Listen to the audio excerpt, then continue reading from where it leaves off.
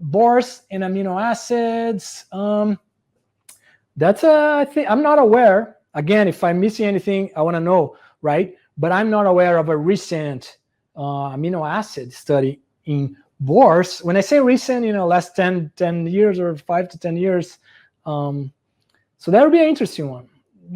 I remember I have this recollection. If you go too high on lysine or protein in general in the bores, it's probably not good.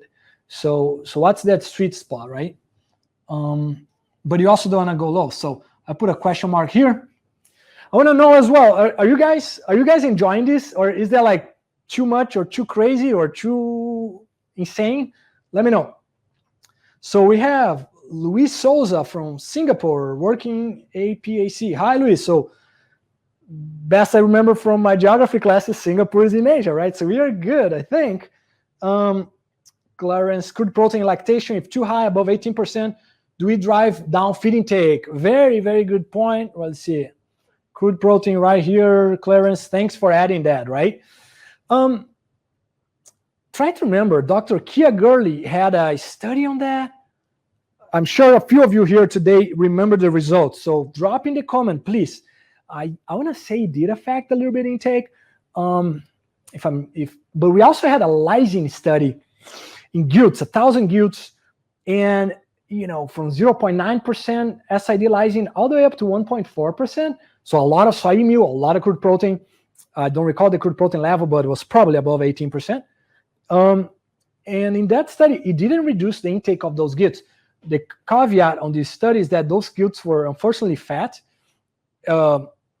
as a lot of the farms out there today, right? And they ate, they ate 4.7 kg, which, but that was a 4.7 throughout the whole year if you do the average. But anyway, so they didn't eat a whole lot. So sometimes when you have something like that, maybe that could be one of the reasons why we didn't see a negative response for that high protein, but we didn't see, okay? What's your opinion? We talked about opinions already, right? I don't have an opinion, but on high starch, so what's my reading from the literature on high starch versus high fat diet in lactation?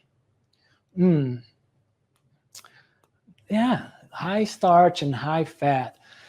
The only thing that comes to mind is what I mentioned to you. If we go above a corn soy 3% added fat, we reduce that total daily intake. Now, the starch, for example, coming from corn, in that case, I don't know. I don't think I've seen any factorial to really help. But if anyone has seen, please let us know. Yeah, so good question there. Neat. All right. We have Zhao Guo from CP China. Hi, Zhao. First phase nursery crude protein in China is normally between 17-19%. You are so right about the diarrhea and mortality issue, right? Very interesting. Yeah, so keep that in mind.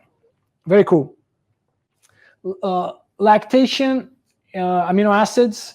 Okay, so that's maybe a pet peeve of mine, right? The problem with lactation is that it's full feeding, right? So it's full feeding. And if you compare it to gestation, that is restricted fat.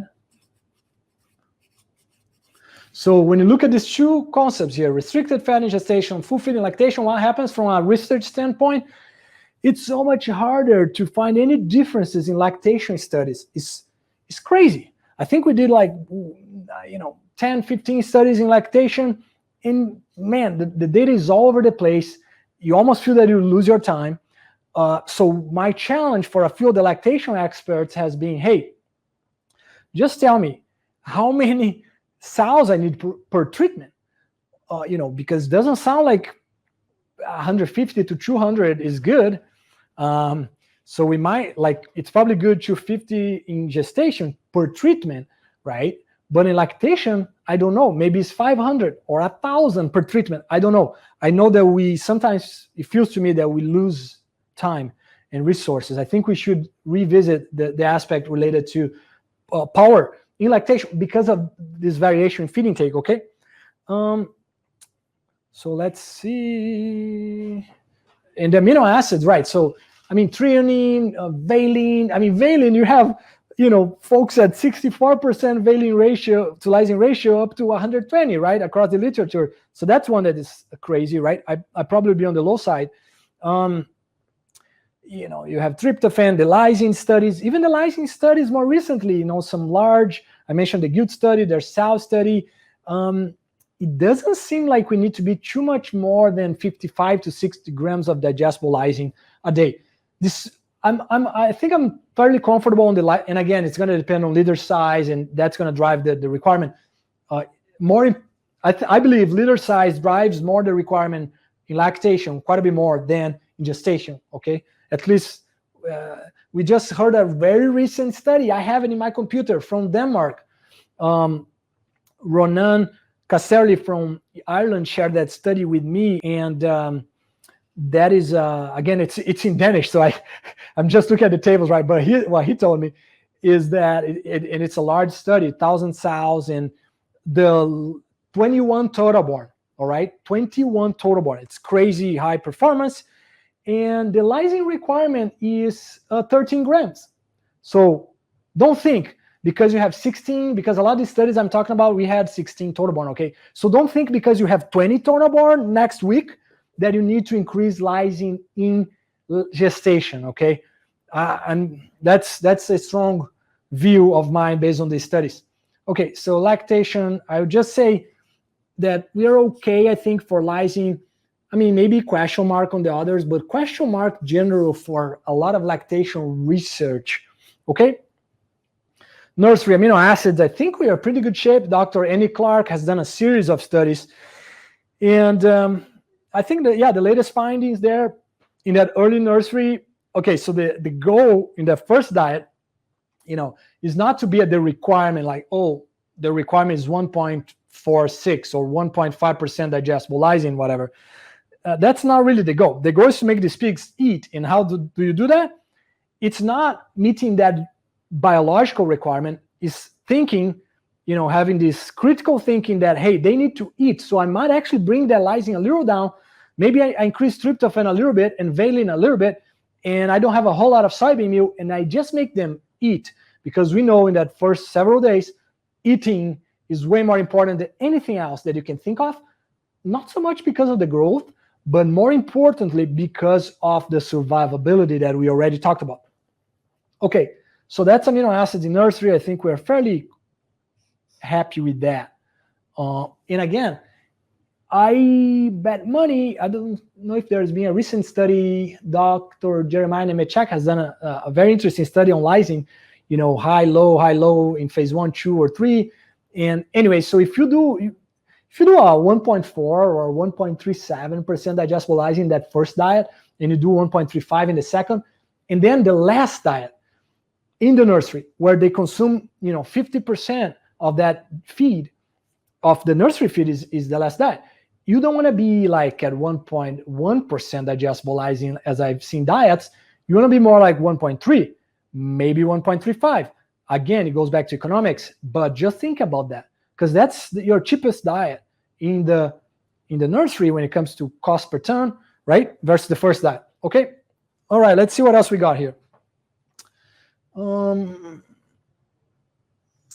Most of Dr. Roger Campbell, most evidence suggests that if can reduce crude protein level economically, then you should have positive effects on lactating sows, nursery pigs, and help with or development. Maybe I don't know what is that with the, I don't know what you mean there in the end, Dr. Campbell, but interesting. Yes, it makes sense. It makes sense. What else we got here? Dr. Mariana Menegat, more than 30% soybean meal lactation diet can lead to reductions in feed intake. There you go. Thanks for bringing Dr. Kia Gurley work there. So yeah, more than 30%. Okay. Nice to see you here. Nice to see you too. Very good. Philippines, feces is an issue here, especially in the small scale farmers. They prefer harder feces, so that will be easier to clean. That's interesting, right?